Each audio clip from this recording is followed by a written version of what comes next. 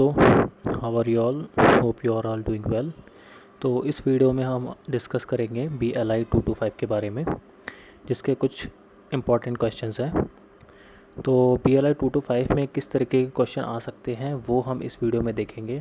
तो सबसे पहला क्वेश्चन आप देख सकते हैं यहाँ पर, जो है पैसेज से रिलेटेड। तो यहाँ पर पैसेज जो है वो दिया गया है डोनट्स के बारे में। जो डोनट्स हैं वो डच में सबसे पहली बार बनाए गए थे और इन्वेंटेड किए गए थे वो वहाँ पे एक सेलर था उसके द्वारा। तो ये जो पूरा पैसेज है ये उसी के बारे में है। तो ये आपको पैसेज दिया जाएगा इस तरीके से, और आपको पैसेज जो है वो ब्रीफली पढ़ना है, और जो इम्पॉर्टेंट पॉइंट्स आपको दिखते हैं पैसेज में उसको आप अंडरलाइन कर लेंगे तो बहुत ज़्यादा बेटर रहेगा। क्योंकि जिस समय आप क्वेश्चन पढ़ेंगे तो उस समय उसी उसी तरीके के क्वेश्चन पूछे जाएंगे जो मेन पॉइंट्स हैं उसी से रिलेटेड। तो बेटर यही रहेगा कि आप मेन पॉइंट्स को उसी टाइम अंडरलाइन कर लीजिए जब आप पैसेज को पढ़ रहे हों। तो ये है पूरा पैसेज, आप देख सकते हैं। और ये है पैसेज के कुछ प्रश्न। तो जैसे पहला प्रश्न जो है वो है, the first donuts brought to America by the Dutch were yellow, sour, bitter और ऑयली। तो इसका आंसर है ऑयली। तो आप इस पैसेज को पढ़ भी सकते हैं और एक बारी चेक कर सकते हैं आपकी अंडरस्टैंडिंग किस लेवल की है उस हिसाब से। तो इसमें जैसे दूसरा क्वेश्चन दिया गया है, captain Gregory added filling to the donut. दूसरा है improved the donut, brought the donut to America, और फोर्थ ऑप्शन है इसका इन्वेंटेड द डोनट। तो इसका आंसर है फोर्थ, इन्वेंटेड द डोनट। तो इसी तरीके से है इसका question C, what inspired captain Gregory. तो आप ये देख सकते हैं, इसको पॉज करके आप वीडियो देख सकते हैं इसको एक एक करके। जैसे यहाँ पे आ जाता है question number D, what could be the title for this passage. तो आप जब पैसेज करते हैं तो ये वाला क्वेश्चन आना बहुत इनएविटेबल है। क्यों है? क्योंकि पूछा जाता है कि आपके अनुसार एक पैसेज जो आपने पढ़ा है उसका क्या नाम हो सकता है, उसको हम क्या टाइटल दे सकते हैं। तो जो ये है ये हर किसी की अंडरस्टैंडिंग के अकॉर्डिंग डिफरेंट हो सकता है। तो इसको आप सही करें या आपका सही ही होगा ये ज़रूरी नहीं है, ठीक है। तो इसमें ये एक आप कह सकते हैं कि सही हो भी सकता है और नहीं भी। और नेक्स्ट क्वेश्चन है इसमें, which following was not a nickname for donuts as described by captain Gregory. ठीक है, तो आप ये देख सकते हैं पैसेज से रिलेटेड, क्योंकि इसको डिस्कस करने का आई थिंक पढ़ करके ही ज़्यादा बेटर रहेगा ये। तो हम आगे आ जाते हैं पैसेज से अदर जो क्वेश्चन है।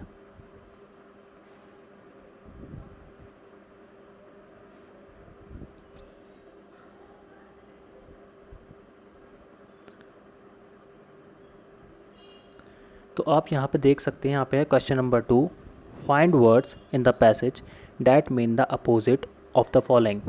तो आपको कुछ वर्ड दिए गए होंगे पैसेज में जिनके आपको अपोजिट बताने हैं। जैसे कि इसके अंदर एक वर्ड है अनपॉपुलर। तो अनपॉपुलर का मतलब क्या होता है, इसका अपोजिट क्या होता है, आपको वो बताना है। तो अनपॉपुलर का अपोजिट होता है पॉपुलर। वैसे ही यहाँ पर है पेरीफेरी। पेरीफेरी का मतलब होता है इर्द गिर्द।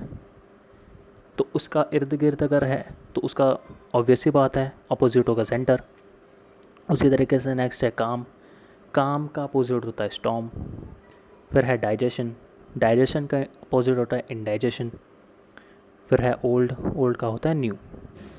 तो ये तो थे अपोजिट वर्ड्स। फिर है नेक्स्ट क्वेश्चन, वो है preparing a profile of yourself to use it for an interview in a research institution. तो यहाँ पर आपको क्या करना है, जॉब के लिए आपको एक प्रोफाइल बनानी है, जिसे हम जॉब प्रोफाइल भी कहते हैं। तो वो आपको प्रिपेयर करना है इंटरव्यू के लिए। और इंटरव्यू कौन सा रहेगा आपका, रिसर्च इंस्टीट्यूशन में, एक रिसर्च इंस्टीट्यूशन के लिए। तो आप देख सकते हैं यहाँ पे सबसे पहले हमें, अगर हम प्रोफाइल बना रहे हैं जॉब इंटरव्यू के लिए, तो उसके लिए सबसे पहले हमें लिखना पड़ेगा ऑब्जेक्टिव, मतलब उद्देश्य। तो इसको हम किस तरीके से करेंगे वो आप यहाँ पे पढ़ सकते हैं। Seeking a position in a department of research and development of applied science in nano technology. well experienced and trained researcher and need reputed research center to expose my talents and research is in nanotechnology। तो इसमें आपको मोटा मोटा क्या लिखना है, यहाँ पर आपको सबसे पहले तो लिखना है कि आप किस प्रकार के डिपार्टमेंट में जॉब सर्च कर रहे हैं, वो आपने यहाँ पे मेंशन किया।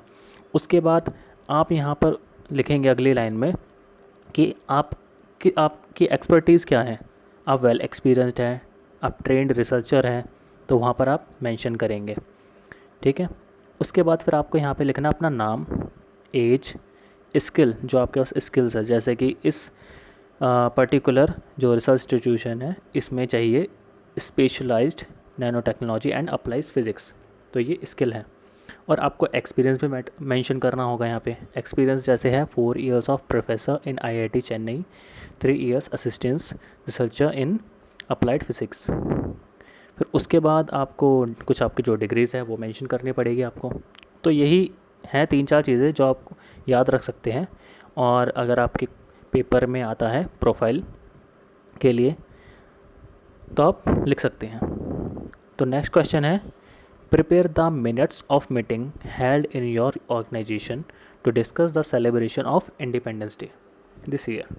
तो अब इस क्वेश्चन में आपको क्या करना है, इसमें ये है कि हम किसी भी इवेंट से रिलेटेड जो मीटिंग करते हैं, जो हेड्स होते हैं एक कंपनी के, एक ऑर्गेनाइजेशन के, वो जब मीटिंग करते हैं किसी भी इवेंट्स के लिए, तो उस मीटिंग के जो की पॉइंट्स होते हैं, जो पॉइंट्स होते हैं, जो मेन डिस्कशन होता है, वो हम नोट डाउन करते हैं और वही यहाँ पे मेंशन करने होते हैं हमें मिनट्स ऑफ मीटिंग में।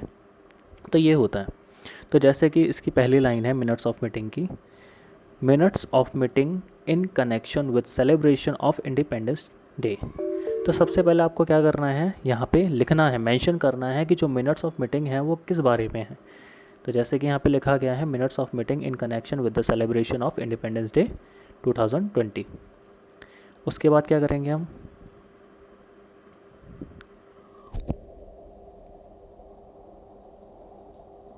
उसके बाद आपको मेंशन करना है वेन्यू, कि जो आपकी मिनट्स ऑफ मीटिंग हुई थी वो कहाँ हुई थी।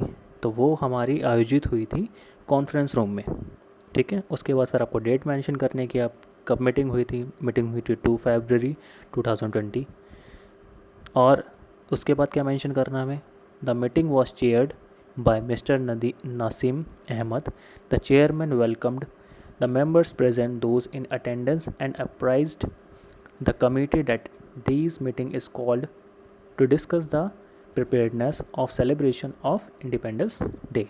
तो हमें यहाँ पे क्या मेंशन करना है कि मीटिंग में कौन बड़े जो हेड है, जो कंपनी के हेड है, सीईओ है, कौन कौन वहाँ पर प्रेजेंट थे, तो उनका हमें मेन का नाम मेंशन करना है। उसके बाद क्या करना है हमें, उसके बाद हमें मेंशन करना है मेन की पॉइंट्स, जैसे कि वेन्यू एंड शेड्यूल। जो हमारा इंडिपेंडेंस डे है उसका वेन्यू क्या रहेगा और शेड्यूल क्या रहेगा। जैसे कि the celebration will be organised at the organisation's playground as per the following schedule. तो जो प्लेग्राउंड है वहाँ पर क्या होगा, हमारा सेलिब्रेशन होगा, वो उसे ऑर्गेनाइज़ किया जाएगा। कब, 8 बजे, 8 AM hosting of national flag, मतलब 8 बजे क्या होगा, नेशनल फ्लैग को फहराया जाएगा। और 9 बजे अराइवल ऑफ ऑफिशियल्स, जो हमारे ऑफिशियल जो है हमारे चीफ गेस्ट्स हैं वो वहाँ पर 9 बजे आएंगे। 9:30 arrival of chief guest followed by unfurling of national flag and VIPs speech. और 9:30 बजे क्या होगा, जो हमारे चीफ गेस्ट हैं वो जो तिरंगा है उसको लहराएंगे और अपनी क्या करेंगे, स्पीच को प्रेजेंट करेंगे। फिर है 11 AM डिस्ट्रीब्यूशन ऑफ इटेबल्स, जो फूड आइटम्स वगैरह है जिसका डिस्ट्रीब्यूशन होना है खाने वगैरह का, तो वो कब होगा, हमारा 11 बजे। तो इस तरीके से आप मेंशन कर सकते हैं वेन्यू एंड शेड्यूल्स में। फिर आता है second, chief guest. Chief guest कौन कौन होंगे, तो मेन आप वो नेम मेंशन करेंगे यहाँ पे। Chief guest for the celebration of independence day shall be deputy commissioner of police, ठीक है। इसी तरीके से आप कर सकते हैं। फिर है नेशनल एंथम, आप ये पढ़ सकते हैं। साउंड सिस्टम, अदर अरेंजमेंट्स, फिर ऐसे आप छोटे मोटे और जो है इवेंट्स है जो भी हैं सिस्टमेटिक जो तरीका है वो आप यहाँ पे मेंशन कर सकते हैं। फिर है next question, right a paragraph on any one of the following. तो अब यहाँ पर आपको क्या करना, आपको 3 से 4 टॉपिक दिए गए होंगे जिनमें से आपको एक पर पैराग्राफ राइट करना है। तो जैसे कि इसमें पहला है topic my ambition in life. तो यहाँ पर जैसे कि टॉपिक ये है, ऐसे ही अलग अलग तरीके के टॉपिक आपको मिल सकते हैं, तो उसके ऊपर आपको एक पैराग्राफ राइटिंग करनी है। चलिए आगे बढ़ते हैं हम। अब देख सकते हैं, पढ़ना चाहे तो पढ़ भी सकते हैं आप इसको, क्योंकि पढ़कर इसे कोई फ़ायदा नहीं है मेरा, क्योंकि ज़रूरी नहीं है कि यही सेम ही आएगा आपके पेपर में। तो अगर आप चाहें अपनी अंडरस्टैंडिंग को इम्प्रूव करने के लिए तो आप इसको पढ़ भी सकते हैं।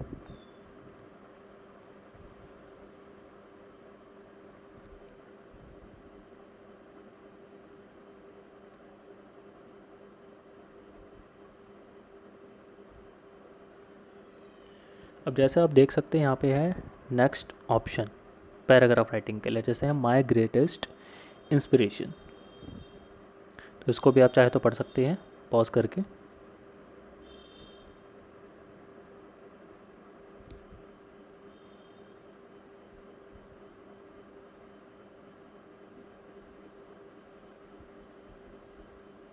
फिर उसके बाद मिल जाता है हमें थर्ड माई बेस्ट फ्रेंड। इसके ऊपर आपको पैराग्राफ राइटिंग के लिए दिया जा सकता है।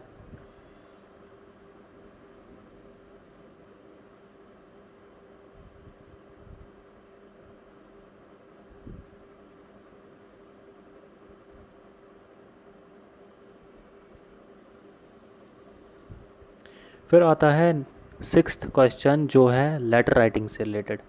तो ये जो है इम्पॉर्टेंट हो सकता है, आपके पेपर में आ सकता है, इसको आपको एक बार ज़रूर देखना चाहिए। तो ये क्वेश्चन है, you are librarian in a college library, you had ordered some books from the publisher that has not arrived at, write a letter to the publisher complaining about the delay. तो आपको इसमें क्या करना है, आप एक कॉलेज के librarian हैं, आपने कुछ किताबें ऑर्डर की थी जो कि पब्लिशर के द्वारा अभी तक नहीं आई हैं। तो आपको पब्लिशर को एक कंप्लेन से रिलेटेड एक क्या करना है, लेटर लिखना है।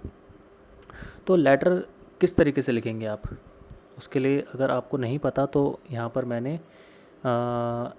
एक लेटर राइट किया है, तो उससे आप हिंट ले सकते हैं। जैसे कि सबसे पहले आप मेंशन करेंगे कि आप किसको लेटर लिख रहे हैं। तो जैसे कि हमने लिखा टू द पब्लिशर, मतलब हम किसको लेटर लिख लें, पब्लिशर को, तो हमने यहाँ पे लिखा द पब्लिशर। पब्लिशर के बाद नेक्स्ट लाइन में हम लिखेंगे पब्लिकेशन का नाम। तो जैसे कि फॉर एग्जांपल पब्लिकेशन का नाम है JPH पब्लिकेशन, लिख दिया हमने। उसके बाद एड्रेस कहाँ पर है वो पब्लिकेशन, उसका हमने लिख दिया फॉर एग्जांपल दरियागंज दिल्ली 6। उसके बाद आपको नीचे लाइन में मेंशन करना है सब्जेक्ट, कि आपके लेटर राइटिंग का सब्जेक्ट क्या है। जैसे कि यहाँ पर है complaint regarding late delivery of books. इसके बाद फिर आपको सीधा स्टार्ट करना है यहाँ से, I am writing this letter to call your attention towards the delayed delivery of the books those were ordered. ठीक है, आपको इस तरीके से यहाँ पे लिखना है। और एक चीज़ और है, ये लाइन लिखने के बाद आपको ये भी मेंशन करना है, जो कि मैं मेंशन करना भूल गया, कि आपने जो किताबें हैं वो कौन सी किताबें ऑर्डर की थी और किस डेट को ऑर्डर की थी, जिससे कि एक मेजरमेंट किया जा सके कि कितना डिले हो चुका है आपकी बुक डिलीवरी जो है। ठीक है, उसके बाद नेक्स्ट पैराग्राफ में आप लिखेंगे, it has happened frequently that the demanded books are not delivered at time. This is so unpolite. Our school and your publication have been working in harmony for years and years. I don't understand the point in loosening this bond. I'm sorry, but this insincerity not be tolerated anymore. I want the one in authority to take action at the earliest possible moment and notify me about the same. तो इस तरीके से आप letter को लिख सकते हैं, जिसमें आप क्या करेंगे, बताएंगे उसको पब्लिशर को कि जो डिलीवरी है वो बहुत लेट हो चुकी है, जो कि बहुत ही गलत चीज़ है। ये एक प्रोफेशनल तरीका नहीं है, इससे बॉन्ड लूज़ हो सकता है हमारा, जो कि ईयर से चला आ रहा है। तो इस तरीके से आप इसको कर सकते हैं। बाकी आप लिख सकते हैं कि कोई ऐसा होना चाहिए जो कि अथॉरिटी में इसको एक्शन ले, जो बुक आपकी डिलीवरी लेट हुई है। तो इस तरीके से आप पढ़ सकते हैं और इसके बारे में लिख सकते हैं। चलिए हम नेक्स्ट क्वेश्चन देखते हैं। अगला जो प्रश्न है इसमें वो है 7th change the following into passive voice. आपको इसमें क्या करना है, पैसिव वॉइस में सेंटेंसेस को चेंज करने हैं। जैसे कि पहला है she is writing a letter to her father. अब इसमें आपको मैं बताता हूँ, अगर आपका जो ग्रामर बेस है, अगर एक्टिव पैसिव है, आपने पहले सीखा है, आपको आता है, तभी आप इसको ईज़िली कर सकते हैं। अदरवाइज़ ये आपके लिए थोड़ा डिफ़िकल्ट हो सकता है, क्योंकि ऐसा नहीं है कि सेम टू सेम आपको एग्ज़ाम में मिल जाएगा, क्योंकि हमारे जो टेंसेस होते हैं उसी से पैसिव बनता है। तो टेंसेस आपको अगर नहीं पता, तो टेंसेस होते हैं 4 तरीके के, और हर 4 तरीके मतलब हर एक टेंस में 3 तरीके के टेंस होते हैं, जैसे कि प्रेजेंट, पास्ट, फ्यूचर। तो इस तरीके से अगर 4 इंटू 3 हम करते हैं तो 12 हो जाता है। तो इस तरीके से हम पैसिव बनाएंगे, तो फिर वो कॉन्सेप्ट याद रखना पड़ता है, उसके लिए थोड़ा सा आपको प्रैक्टिस करनी पड़ेगी, तब जा कर को आप उसको ईज़िली कर पाओगे। बट फिर भी हम इसमें देख लेते हैं किस तरीके से हो रहा है। जैसे कि पहला है इसमें she is writing a letter to her father. तो इसमें क्या है, इसमें सेंटेंस में कह रहा है वह अपने पिता को पत्र लिख रही हैं। तो हिंदी में अगर हम चेंज करें तो इसका ये बनेगा उसके द्वारा उसके पिता को पत्र लिखा जा रहा है। जो पत्र है वो उसके द्वारा उसके पिता को लिखा जा रहा है। तो यहाँ पे सेंटेंस बना a letter is being written by her to her father. तो इसमें हुआ क्या है, अगर आपका जो टेंस है, जो सेंटेंस है, वो है प्रेजेंट कॉन्टीन्यूस में। किस में है, प्रेजेंट कॉन्टीन्यूस में, जिसमें क्या होता है is am are plus V1 plus ING आ जाता है। मतलब कि इज़ एम आर के साथ में, वर्ब के साथ में ING लगता है, जैसे कि ये लिखा है राइटिंग। तो इसमें क्या होता है, जो आपका ऑब्जेक्ट है, ऑब्जेक्ट हमारा है यहाँ पे लेटर, तो लेटर बन जाता है सब्जेक्ट। जैसे कि यहाँ पे लेटर आप देखेंगे, ऑब्जेक्ट है वो बन गया सब्जेक्ट, किस में, पैसिव में। तो अब इसका बन जाएगा हमारा आ लेटर। ठीक है, इज़ का इज़ रहेगा, क्योंकि लेटर कितना है, एक है, तो एक सिंगुलर, उसके साथ इज़ ही आता है, तो अ लेटर इज़। लेकिन यहाँ पे एक स्पेसिफिक चीज़ क्या है, अगर हम प्रेजेंट कॉन्टीन्यूस का पैसिव बना रहे हैं तो उसमें हम यूज़ करते हैं बीइंग। क्या यूज़ करते हैं हम, बीइंग यूज़ करते हैं, बीइंग प्लस वर्ब की थर्ड फॉर्म। तो यहाँ पे हमने बीइंग यूज़ करा, और थर्ड फॉर्म किसके लगाएंगे, काम कौन सा हो रहा है यहाँ पे, काम हो रहा है लिखने का, राइटिंग का। तो राइट, रोट, रिटन, तो यहाँ पे हमने लगा दिया रिटन। अब जो पत्र है वो किसके द्वारा लिखा जा रहा है, वो लिखा जा रहा है उसके, उसके मीन्स एक लड़की है, तो लड़की अगर है एक है तो उसको हम क्या बोलेंगे, हर। ठीक है, तो हर टू हर फादर, किसके फादर को, उसी के फादर को, हर फादर। तो सेंटेंस बन गया a letter is being written by her to her father. वैसे सेकंड है he teaches English in the coaching centre, वह कोचिंग सेंटर में इंग्लिश पढ़ाती हैं। तो इसका अगर पैसे बनाएंगे हिंदी में तो वो क्या बनेगा, उसके द्वारा कोचिंग सेंटर में इंग्लिश पढ़ाई जाती है। तो ये जो हमारा सेंटेंस है ये है प्रेजेंट इंडेफिनिट का। तो इसको अगर हम पैसिव में चेंज करेंगे तो वो किस तरीके से होगा, वो हमारा होगा, सबसे पहले हमारा यहाँ पे ऑब्जेक्ट क्या है, यहाँ पे हमारा ऑब्जेक्ट है इंग्लिश, काम किसके ऊपर हो रहा है, इंग्लिश पे हो रहा है, तो इंग्लिश सबसे पहले हमारा सब्जेक्ट बन जाएगा। उसके बाद यहाँ पे हमारा आता है इज़ एम आर, तो प्रेजेंट है तो इज़ आएगा। क्यों आएगा इज़, क्योंकि इंग्लिश जो हमारा सिंगुलर है इसलिए भी इज़ है, और प्रेजेंट है इसलिए भी इज़ है। तो इंग्लिश इज़ टॉट। ठीक है, काम कौन सा किया जा रहा है, पैसिव में एक चीज़ है जो इम्पोर्टेंट है, वो ये है कि पैसिव में हमेशा वर्ब की थर्ड फॉर्म आती है। ये चीज़ आप अपने माइंड में नोट कर सकते हैं कि पैसिव जब भी हम बनाते हैं तो उसमें वर्ब की हमेशा क्या आती है, थर्ड फॉर्म आती है। तो इसलिए यहाँ पे टीच का क्या हो गया, टॉट हो गया, टीच टॉट टॉट। तो English taught by him in the coaching centre. इसी तरीके से है third, somebody has stolen my purse. ये वाला जो टेंस है ये है पास्ट इंडेफिनिट से, नहीं सॉरी, ये है प्रेजेंट, प्रेजेंट परफेक्ट टेंस से। Somebody has stolen my purse, किसी ने मेरा पर्स चुराया है। तो इसका बनेगा my purse has been stolen by somebody. तो इसमें क्या करता है, जब भी हम परफेक्ट प्रेजेंट परफेक्ट से पैसिव में कन्वर्ट करते हैं तो अब जो ऑब्जेक्ट है, क्या है ऑब्जेक्ट, यहाँ पे हमारा पर्स है, तो वो तो चलो बनेगा ही बनेगा सब्जेक्ट। लेकिन हैज़ के साथ में बीन भी आ जाता है, यहाँ पे क्या आ जाता है, हैज़ के साथ में बीन आ जाता है, और रोट की थॉट फॉर्म तो रहती है जब भी हम पैसिव बनाते हैं, राइट। तो सेंटेंस बन जाता माई purse has bin stolen by somebody. वैसे ही है fourth, the team will celebrate their victory tomorrow. तो अगर सेंटेंस है किस में, फ्यूचर इंडेफिनिट में। अब ये वाला जो सेंटेंस है फ्यूचर इंडेफिनिट में, सेंटेंस का मतलब क्या है, the team will celebrate their victory tomorrow. जो टीम है वो अपनी विक्ट्री, अपनी जीत को कब सेलिब्रेट करेगी, कल। ठीक है, तो इसको हम पैसिव में कन्वर्ट कर सकते हैं, देयर विक्ट्री। अब यहाँ पे हमारा ऑब्जेक्ट है देयर विक्ट्री, उसको हम एज अ लेंगे सब्जेक्ट किस में, पैसिव में। देयर विक्ट्री विल, पैसिव में विल के साथ में बी ऐड हो जाता है जब हम पैसिव बनाते हैं किससे, एक्टिव से। तो their victory will be celebrated by the team tomorrow. Okay, अब ऐसे है fifth, he cooks meal every day. अब ये सेंटेंस भी किसका है, प्रेजेंट डेफिनेट का। He cooks meal every day, meal is cooked by him every day. अब लास्ट क्वेश्चन है यहाँ पे, question number 8, complete the following with the appropriate form of the verb given in brackets. अब यहाँ पर क्या है, यहाँ पर आपको ब्रैकेट्स में कुछ वर्ब दी गई है, सेंटेंस आपको पूरा करना है यहाँ पे एक सही अप्रोप्रिएट वर्ब को लगा करके, जो कि आपको ब्रैकेट में दी गई है, उसी को आपको चेंज करना है।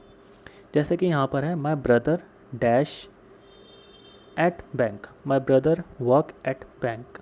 तो यहाँ पर जो सेंटेंस है इसके लिए आपको टेंस बहुत अच्छे से आने चाहिए।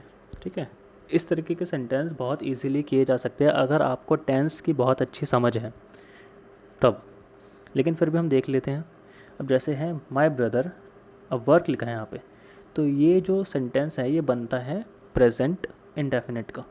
तो प्रेजेंट इंडेफिनिट में हम क्या लगाते हैं, हम सब्जेक्ट के साथ में, अगर हमारा सब्जेक्ट जो है वो सिंगुलर है तो वर्ब के साथ में एस और एस लग जाता है। इसलिए यहाँ पे आप आंसर देख सकते हैं, वर्क का क्या बन गया, वर्क्स बन गया। तो my brother works at a bank.